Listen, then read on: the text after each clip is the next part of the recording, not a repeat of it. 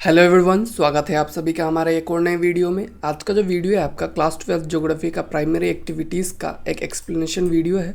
इसमें मैं आप सभी को एकदम शॉर्ट में, एकदम डिटेल में पूरा चैप्टर को एक्सप्लेन करूंगा। तो वीडियो को एंड तक देखिए ताकि आप इस चैप्टर में जो भी चीज़ें इंपॉर्टेंट है, जो भी चीज़ें आपके एग्जाम में आ सकता है, हर वो चीज़ को रिवाइज कर सके, उस चीज़ को आप पढ़ सके। ठीक है, तो चलिए वीडियो को स्टार्ट करते हैं।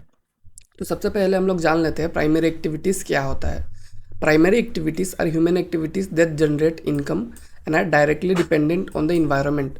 मतलब ऐसे एक्टिविटीज़ जिससे आप इनकम जनरेट कर सकते हैं। ठीक है, मतलब इकोनॉमिक एक्टिविटीज़ जो कि आपका डायरेक्टली इन्वायरमेंट पे डिपेंडेंट है, उसे हम लोग प्राइमरी एक्टिविटीज़ के कैटेगरी में डाल देंगे। ठीक है, this activities involve the utilisation of earth resources such as land, water, vegetation, building materials and minerals.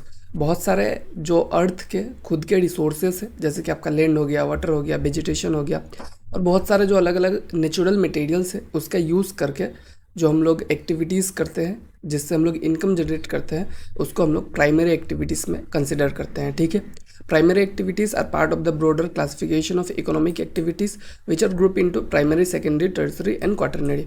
तो आपने जो पढ़ा होगा कि प्राइमरी एक्टिविटी, सेकेंडरी और टर्सरी एक्टिविटीज़। ठीक है, तो जो इकोनॉमिक एक्टिविटी का एक क्लासिफिकेशन है, उसी का एक पार्ट क्या है हमारा प्राइमरी एक्टिविटी, जिसमें आपका नेचुरल रिसोर्सेज से हम लोग क्या करते हैं, इनकम जनरेट करते हैं। ठीक है, तो चलिए देखते हैं प्राइमरी एक्टिविटीज़ में क्या क्या होता है। प्राइमरी एक्टिविटीज़ में आपका हंटिंग, गैदरिंग। ठीक है, हंटिंग करना, चीज़ों को गैदर करके उसको बेचते हैं वो लोग। पेस्टोरल एक्टिविटीज़ मतलब जानवर वगैरह पालने वाला। फिशिंग, फॉरेस्ट्री, एग्रीकल्चर, माइनिंग, ये सब जो है आपका प्राइमरी एक्टिविटीज़ में आ जाता है। आपको मेरा आवाज़ में अगर कुछ दिक्कत लग रहा होगा तो उसके लिए सॉरी, मतलब मुझे थोड़ा सा सर्दी हो गया है। ओके, उसके बाद हम लोग देखते हैं प्राइमरी एक्टिविटीज़ को एक एक करके। सबसे पहले हम लोग देखते हैं hunting and gathering. The earliest human being dependent on their immediate environment for sustenance through. मतलब जो सबसे पहले ह्यूमन बींग्स थे, वो लोग क्या करते थे, उन लोगों का जो इमीडिएट नीड्स है वो किससे फुलफिल होता था, इमीडिएट इन्वायरमेंट से। मतलब कि वो लोग को कुछ भी चीज़ चाहिए होगा तो वो लोग क्या करते थे, इन्वायरमेंट से लेते थे।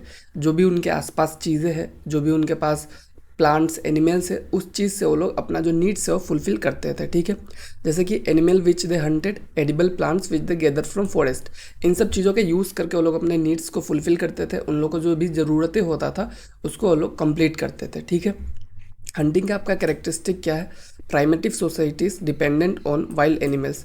जो आपका प्राइमेटिव सोसाइटीज़ है वो लोग किस चीज़ पे डिपेंडेंट है, आपके वाइल्ड एनिमल्स पे डिपेंडेंट है। ठीक है, people in very cold and extreme hot climate survived on hunting. जो लोग मतलब बहुत ही ज़्यादा कोल्ड या फिर बहुत ही ज़्यादा हॉट क्लाइमेट पे रहते हैं, जहाँ पे मतलब प्लांट्स, वेजिटेबल, इन सबको उगाना बहुत ही इम्पॉसिबल जैसा चीज़ है, वहाँ पे लोग क्या करते हैं, वो लोग हंटिंग पे मतलब सर्वाइव करते हैं। ठीक है, कोस्टल एरियाज इंगेज्ड इन फिशिंग। जैसे कि आपका कोस्टल एरियाज है, वो लोग फिशिंग पे इंगेज्ड है, तो लोग क्या करते हैं, फिशिंग करते हैं, उसके बाद उसको ले जाके मतलब बेचते हैं मार्केट में।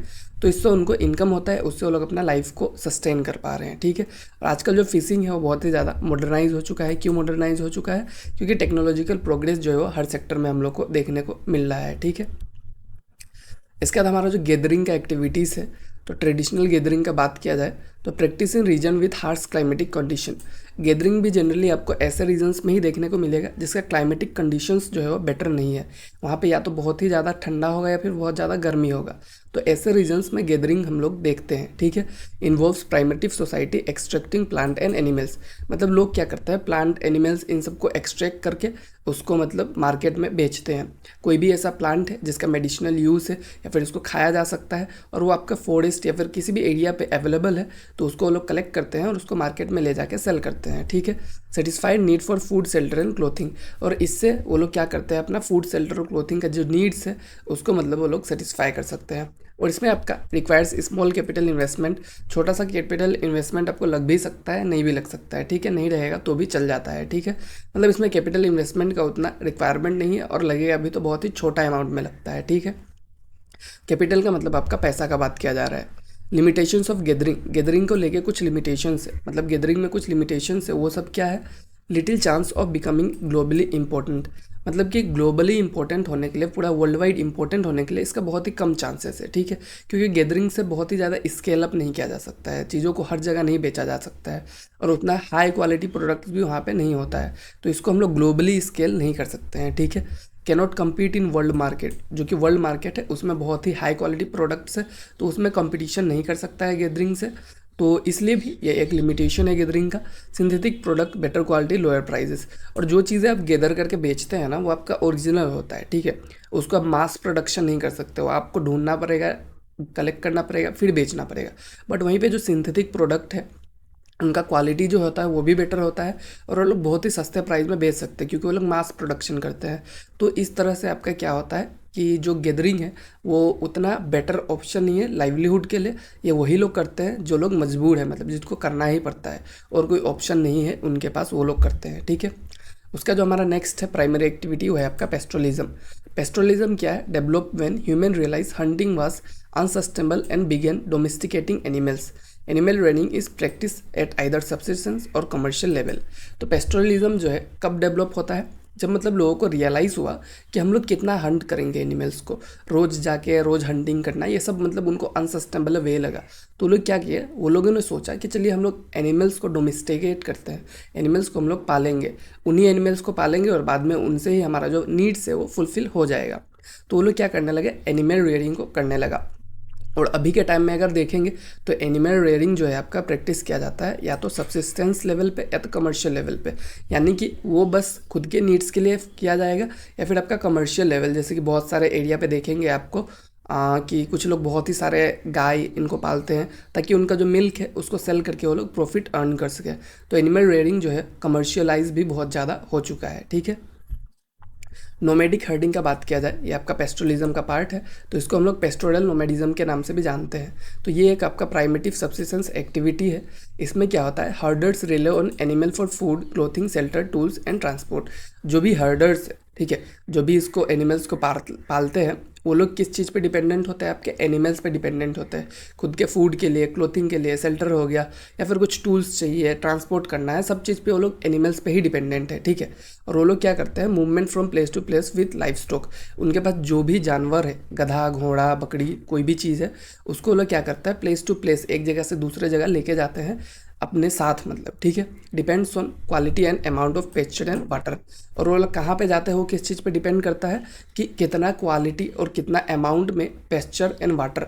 पेस्चर मतलब क्या होता है, घास जो कि एनिमल्स खाते हैं, या फिर उनका जो चारा होता है वो जहाँ पे अवेलेबल होगा, पानी जहाँ पे अवेलेबल होगा, वहीं पे वो लोग जाएंगे और वहीं पे वो लोग अपना अड्डा जमाएंगे और वहाँ पे एनिमल्स को कुछ टाइम तक रखेंगे, ठीक है, ताकि उनका एनिमल्स जो है खा पी के रह सके।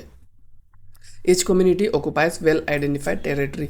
और इनका अपना अपना ग्रुप होता है, वो लोग अपने अपने कम्युनिटी से बिलोंग करते हैं, उनका अलग अलग कम्युनिटी होता है, तो वो लोग मतलब अपना अपना टेरिटरी फिक्स कर लेते हैं कि हम लोग अभी के लिए इस एरिया में रहेंगे, तो यहाँ पे हमारा एनिमल्स रहेगा और हम लोग भी यहीं पे रहेंगे, ठीक है।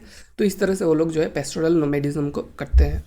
इसका जो हमारा नेक्स्ट है कमर्शियल लाइफ स्टॉक रेडिंग, जो कि अभी बहुत ही ज़्यादा मतलब प्रैक्टिस किया जाता है, ठीक है। मोर ऑर्गेनाइज्ड एंड कैपिटल इंटेंसिव। ये कैपिटल इंटेंसिव है और ऑर्गेनाइज्ड भी है।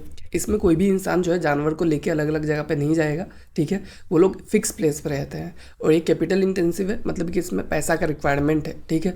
नोमैडिक हर्डिंग, ठीक है, मतलब नोमैडिक हर्डिंग से ज़्यादा पैसा इसको चाहिए होता है। इसमें बस आपको जानवर ही नहीं रखना है ना, इसमें आपको बहुत कुछ का इंतजाम करना पड़ेगा, जानवर को खाने के लिए इंतजाम करना पड़ेगा, रहने के लिए शेल्टर देना पड़ेगा, तो हर चीज़ में क्या चाहिए, पैसा लगेगा, ठीक है।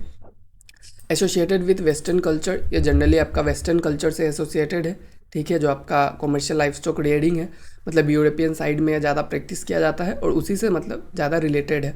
प्रैक्टिस ऑन परमानेंट रेंचेस, मतलब कि इनको प्रैक्टिस करने के लिए कमर्शियल लाइफ स्टॉक रेयरिंग के आपको परमानेंट रेंचेस चाहिए, मतलब परमानेंट प्लेस चाहिए जहाँ पे आप एनिमल्स को रख सकते हैं, उनको खाने के लिए दे सकते हैं। तो आपको इसके लिए उन सब चीज़ों को बिल्ड करना पड़ेगा। Large area divided into fence parcels, मतलब कि बहुत बड़े बड़े एरियाज होता है, उसको क्या करते हैं हम लोग, फेंस करके अलग अलग पार्सल में डिवाइड कर देते हैं, ताकि जो एनिमल्स है उसको मतलब पार्सल टू पार्सल ले जाया जा सके, ताकि एक पार्सल में घास खत्म होए तो नेक्स्ट पार्सल में वो लोग ट्रांसफ़र कर दे। इससे क्या होगा कि एनिमल्स को रेगुलर बेसिस पे उनको खाना जो है, चारा जो है वो मिलता रहे, ठीक है। जैसे कि एक ऐसे हो गया, ऐसे हो गया और ऐसे हो गया, तो ये एक पार्सल है, इसमें एनिमल्स चल रहे हैं और ये अगर घास इसका ख़त्म हो जाएगा तो एनिमल्स को इधर चढ़ाएंगे, फिर इधर अगर ये लोग 1 वीक मतलब खा रहे हैं तो उसके बाद जो आपका इधर का जो नेक्स्ट पार्सल है, इसमें क्या हो जाएगा, फिर से जो घास है वो आ जाएगा। तो इस तरह से ये लोग प्रैक्टिस करते हैं, ठीक है। हाँ, एनिमल्स मूव बिटवीन पार्सल, या पार्सल्स के बीच में उनको मूव कराया जाता है। इसी तरह से आपका कमर्शियल लाइफ स्टॉक रेडिंग जो है वो किया जाता है, ठीक है। तो इसके बाद जो हमारा नेक्स्ट है वो है आपका एग्रीकल्चर। एग्रीकल्चर क्या है आपका? Agriculture is practice under various physical and socio economic conditions creating different agriculture system. Agriculture बहुत ही चीज़ों पे डिपेंड करता है, तो इससे आपका क्या हो जाता है, एग्रीकल्चर सिस्टम बहुत ही अलग अलग हो जाता है, ठीक है। बहुत सारे टाइप के ऑफ एग्रीकल्चर है, जैसे कि इस वीडियो में हम लोग देखेंगे आपका subsistence agriculture, plantation agriculture, extensive commercial grain cultivation, mix farming, dairy farming, Mediterranean agriculture, market gardening. ये अलग अलग टाइप का एग्रीकल्चर है जो कि आपको पढ़ना है, ठीक है। तो चलिए एक एक करके स्टार्ट करते हैं। सब्सिस्टेंस एग्रीकल्चर क्या है आपका? तो सबसे पहला आपका प्राइमेटिव सब्सिस्टेंस एग्रीकल्चर, मतलब सब्सिस्टेंस एग्रीकल्चर का दो टाइप है। एक है आपका प्राइमेटिव सब्सिस्टेंस एग्रीकल्चर जिसको हम लोग शिफ्टिंग कल्टीवेशन कहते हैं, और दूसरा आपका इंटेंसिव सब्सिस्टेंस एग्रीकल्चर, ठीक है। तो प्राइमेटिव सब्सिस्टेंस एग्रीकल्चर क्या है? इसको हम लोग स्लैश एंड बर्न एग्रीकल्चर के नाम से जानते हैं। इसका कैरेक्टरिस्टिक क्या है? वेजिटेशन क्लियर्ड बाय फायर, मतलब कि हम लोग फायर से क्या करते हैं, जला के कुछ एरिया को क्लियर करते हैं। वहाँ पे मतलब हम लोग क्या करते हैं, एसेस जो है जलने के बाद जो राख बच जाता है उससे ज़मीन जो है वो फर्टाइल हो जाता है। उसके बाद हम लोग कल्टिवेट करते हैं वहाँ पे, ठीक है। उसका जो हमारा इंटेंसिव सब्सिस्टेंस एग्रीकल्चर है ये आपका जनरली कहाँ पे पाया जाता है?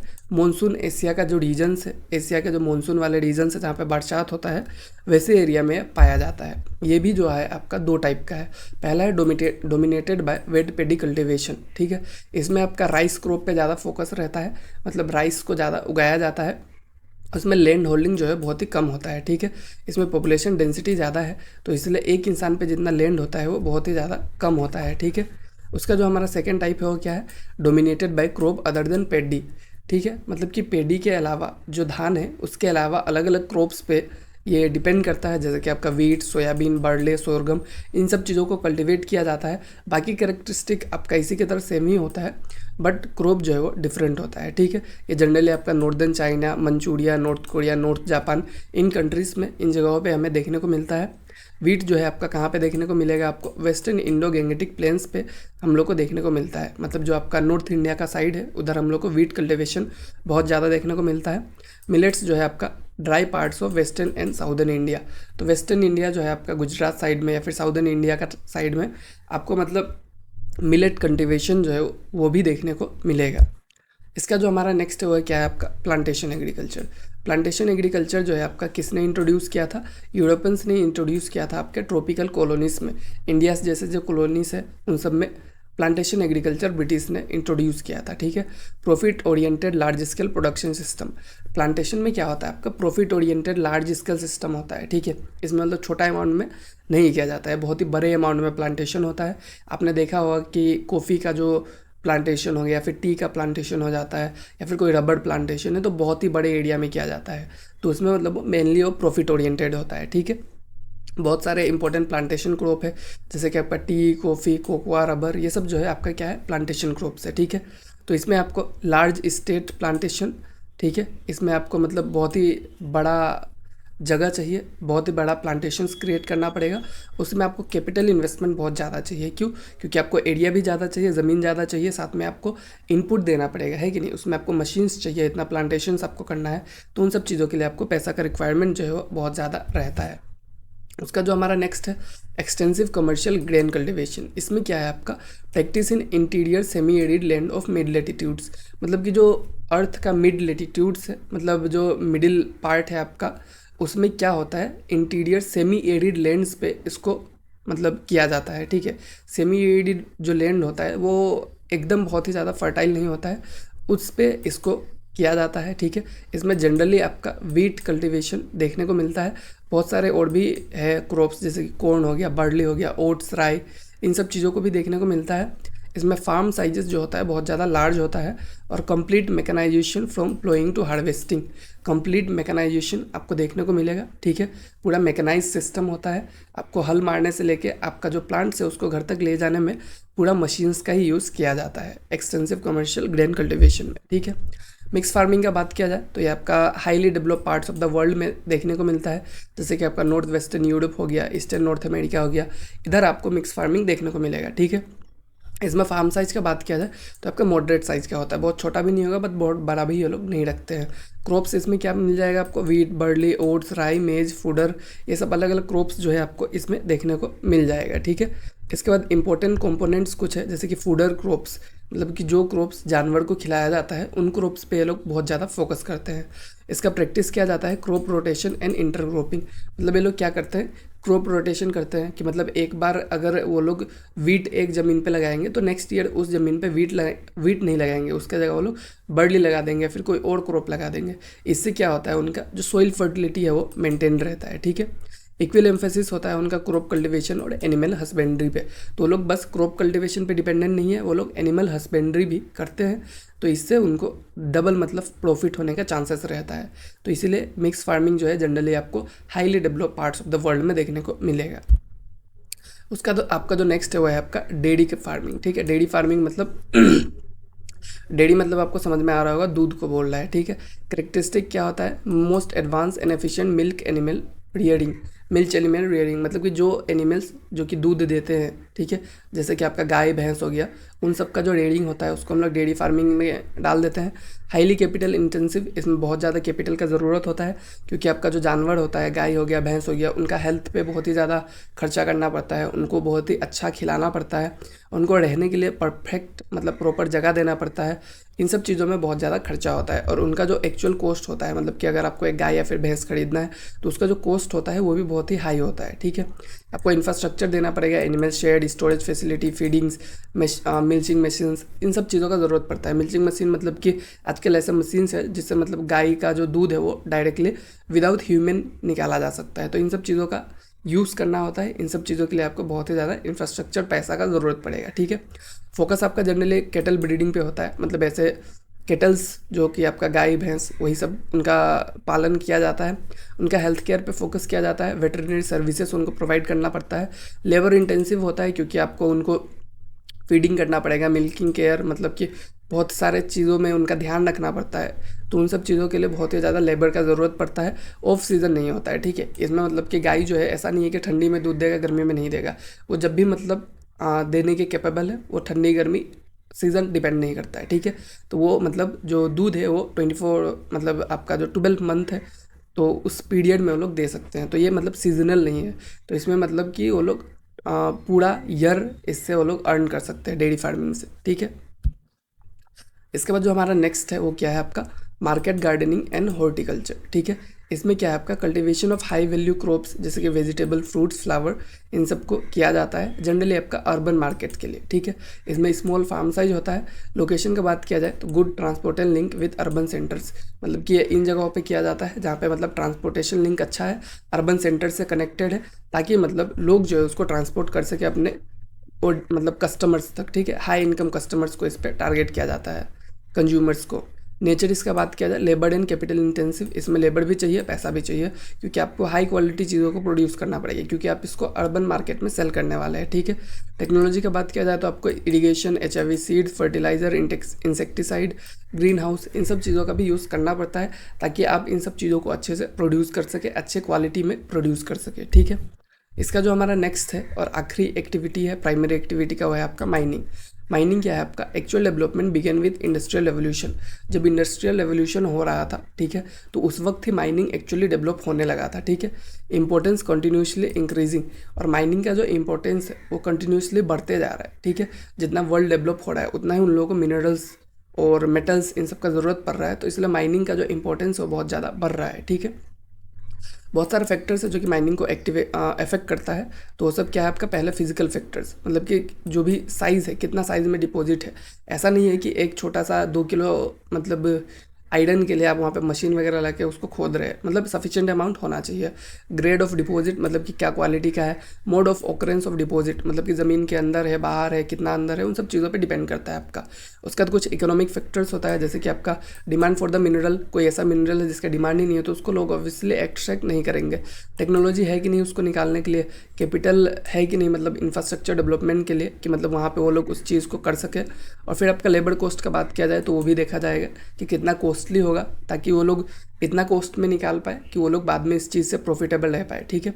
उसके बाद आपको ट्रांसपोर्ट करने में कितना खर्चा करना पड़ेगा, उन सब चीज़ों को देख के ही माइनिंग किया जाता है। इसका जो हमारा मेथड्स होता है कुछ माइनिंग करने का, उस चीज़ को देख लेते हैं। सबसे पहला आपका surface mining, open cast mining जिसको हम लोग कहते हैं, ये सबसे ईजीएस्ट और चीपेस्ट मेथड होता है, ठीक है। Minerals occurring close to surface, मतलब कि ये जो ऊपर ऊपर ही रहता है उन मिनरल्स के लिए सबसे बेस्ट होता है, ठीक है। ज़्यादा अंदर रहेगा तो आप इस मेथड का यूज़ नहीं कर सकते हैं। तो इसमें आपका सेफ्टी प्रिकॉशंस होता है, इक्विपमेंट्स जैसे कि मतलब सेफ्टी प्रिकॉशंस ज़्यादा होता है इसमें, मतलब ठीक है। लो ओवरहेड, मतलब सॉरी मैंने मतलब थोड़ा गलत बोल दिया, इसमें मतलब लो ओवरहेड कॉस्ट होता है, ठीक है। इसमें ज़्यादा कॉस्ट नहीं होता है। जैसे कि अगर आप अंडरग्राउंड माइनिंग करने जाएंगे तो आपको ओवरहेड कॉस्ट ज़्यादा पड़ जाएगा, क्यों? क्योंकि उसमें आपको सेफ्टी वगैरह चाहिए, इक्विपमेंट्स चाहिए। बट अगर आप सरफेस माइनिंग करते हैं तो उसमें आपको कम पैसा में ही हो जाता है, ठीक है। उसके बाद आउटपुट जो है आपको बहुत ही ज़्यादा देखने को मिलेगा सरफेस माइनिंग में। वहीं पे अंडरग्राउंड माइनिंग की बात किया जाए, जिसको हम लोग साफ्ट माइनिंग भी कहते हैं, तो इसको कब यूज़ किया जाता है? When ore lies deep below surfaces, जब सरफेस के नीचे ओर्स रहता है तब इसका यूज़ किया जाता है। इसका प्रोसेस क्या है? वर्टिकल शाफ्ट संक, मतलब जो वर्टिकल शाफ्ट है उसको अंदर डाला जाता है, उससे माइनिंग को किया जाता है, ठीक है। Underground galleries radiate to reach minerals, मतलब कि गैलेडीज मतलब क्या बात किया जा रहा है, मतलब कि अंडरग्राउंड खोदा जाता है, अंडरग्राउंड जगह बनाया जाता है जहाँ से मतलब मिनरल्स तक पहुँचा जा सके, और मिनरल्स को एक्सट्रैक्ट करके ट्रांसपोर्ट किया जाता है अलग अलग पैसेजेस से, ठीक है। तो ये आपका माइनिंग का मेथड्स हो गया। आज का जो वीडियो था यहीं पे ख़त्म होता है, ठीक है। आई होप आपको ये चैप्टर अच्छे से समझ में आया होगा। कोई भी चीज़ है, कोई भी डाउट है, या फिर नेक्स्ट वीडियो क्या है, क्या होना चाहिए, उस चीज़ को लेकर आप हमें कमेंट कर सकते हैं। Thank you all.